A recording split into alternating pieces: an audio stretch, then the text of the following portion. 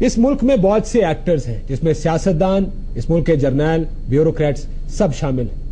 سب سے اہم فیکٹ یہ ہے کہ اس ملک کے 87 ارب ڈالر اس وقت ملک سے باہر پڑے ہیں۔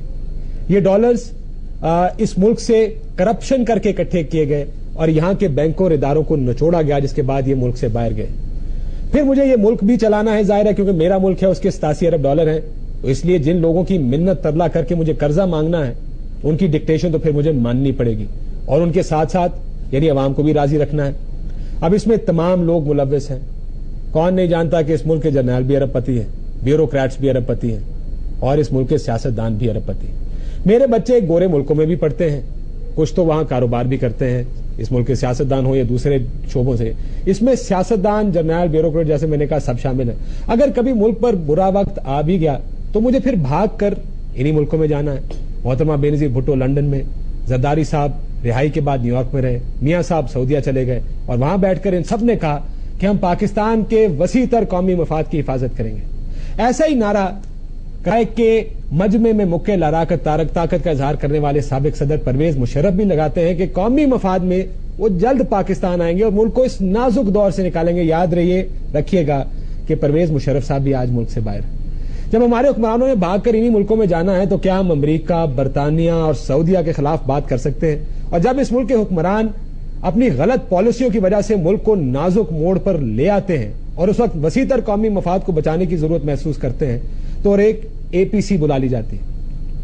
یہ اے پی سی بھی ایک ایسا حمل لگتی ہے جس سے ہم کسی پجاری کی طرح ہر بلا سر سے اتارنے کی کوشش کرتے ہیں، لیکن آج تک کسی اے پی سی سے کچھ نکلا نہیں، نہ کچھ بدلا، نہ ان اے پی سی سے کچھ نکلا۔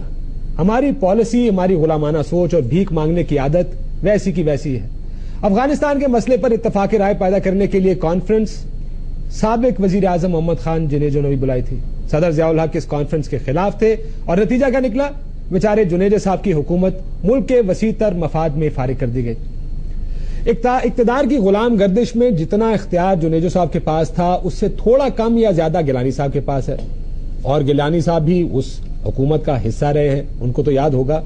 2 دسمبر 2008 کو ممبئی حملوں کے بعد ایک اور اے پی سی بلائی گئی، گروپ فوٹوز بنے، قومی یکجہتی کے لیے پاک فوج کی حمایت کا اعلان کیا گیا اور کہا گیا کہ پاکستان کے خلاف کسی بھی قسم کی جارحیت کا منہ توڑ جواب دیا جائے گا۔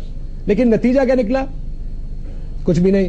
4 ستمبر 2010 کو سوات میں فوجی آپریشن پر ایک بار پھر اے پی سی بلائی گئی، جس میں تمام تر اختیارات آرمی چیف کے حوالے کر دیے گئے۔ سیاستدانوں نے اپنے تمام اختیارات army chief general Ashfaq Parvez Kayani کو دے دیے۔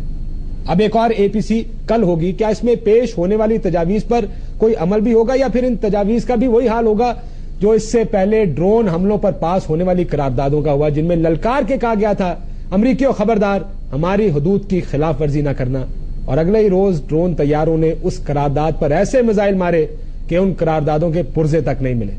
کیا یہ اے پی سی ایک منتخب ایوان سے زیادہ طاقتور یا وزنی ہے؟ 2 مئی کے واقعے کے بعد جب آرمی کی طرف سے یہ کہا گیا تھا کہ سیاسی حکومت اجازت دے ڈرون گرا دیتے ہیں تو سب سکتے میں کیوں آ گئے تھے؟ جب پہلے یہ کچھ نہیں ہوا تو اب کون سا سورما پیدا ہو گیا ہے جو آگے بڑھ کر امریکہ کا ہاتھ روک سکے گا؟ اور وہ کون سا نسخہ سلیمانی مل گیا ہے جو ان سیاستدانوں کو ایسا طاقتور کر دے گا کہ امریکہ کی آنکھوں میں آنکھیں ڈال کر کہیں گے کہ اب بس اور نہیں؟ کیا کوئی اے پی سی فوج سے یہ پوچھ سکے گی کہ بھائی دہشت گردی کے خلاف جنگ کی پالیسی کیا ہے اور یہ پالیسی آپ کیوں بناتے ہیں، یہ پالیسی سیاستدانوں کے ہاتھ میں کیوں نہیں؟ کیا کوئی یہ پوچھ سکتا ہے کہ یہ اپنے ہاتھ میں فوج یہ خارجہ پالیسی کب تک رکھے گی؟ کیا کوئی مائک لال یہ پوچھے گا کہ کیا ہم حقیقت میں حقانی نیٹ ورک کو سپورٹ کر رہے ہیں یا نہیں؟ اور کیا جب تک خارجہ پالیسی فوج کے ہاتھ میں رہے گی ملک پر نازک موڑ ایسے ہی آتے رہیں گے؟ یہ ہے ہمارے پروگرام کا آج کا نقطہ کہ کل کی اے پی سی میں کیا ہوگا۔ یہ جو سخت سوال ہیں امریکہ سے یا امریکہ کے حوالے سے، یہ جو سخت سوال ہیں پاکستان فوج کے حوالے سے اور خارجہ پالیسی کے حوالے سے، ان پر بات ہوگی۔